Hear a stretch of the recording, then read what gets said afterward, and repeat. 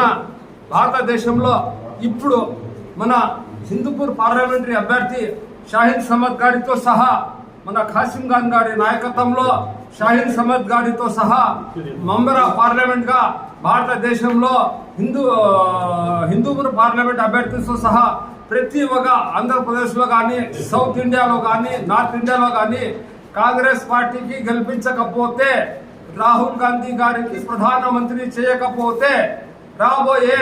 దినాలలో నరేంద్ర మోడీ నాయకత్వంలో అమిత్ షా నాయకత్వంలో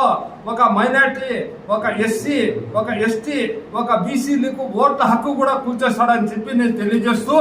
ముఖ్యంగా నేను ఒకటే తెలియజేసుకునేది ఏమంటే తెలియజేసుకుంటున్నాను ఈ మధ్య కాలంలో ఏందో కాంగ్రెస్ పార్టీ వస్తే అది ఏందో ఇది తీసుకొని లాక్కుంటారు అది టాలీవుడ్ లాక్కుంటారు అని చెప్పి ఒక పుకారాన్ని లేపించారు మన నరేంద్ర మోడీ గారు. అయ్యా నరేంద్ర మోడీ గారు, మీకు 2 చేతులతో దండం పెడతానయ్యా, పాత్రిక మంత్రం ముందర మీకు 2 చేతులతో దండం పెడతానయ్యా, మీకు పాదాభివందనం చేస్తానయ్యా. మీ భార్య తాలిబట్టు కాపాడలేకపోతే మీరు ఇతర వాళ్ళతో తాలిబట్టు ఏంది కాపాడతారని చెప్పి తెలియజేయాలని చెప్పి నేను పత్రికాముఖంగా డిమాండ్ చేస్తున్నాను. రాబోయే ఎన్నికల్లో ఖాసిం ఖాన్ గారి నాయకత్వంలో ఇక్కడికి ఎంతమంది ఉన్నారో వాళ్ళందరికీ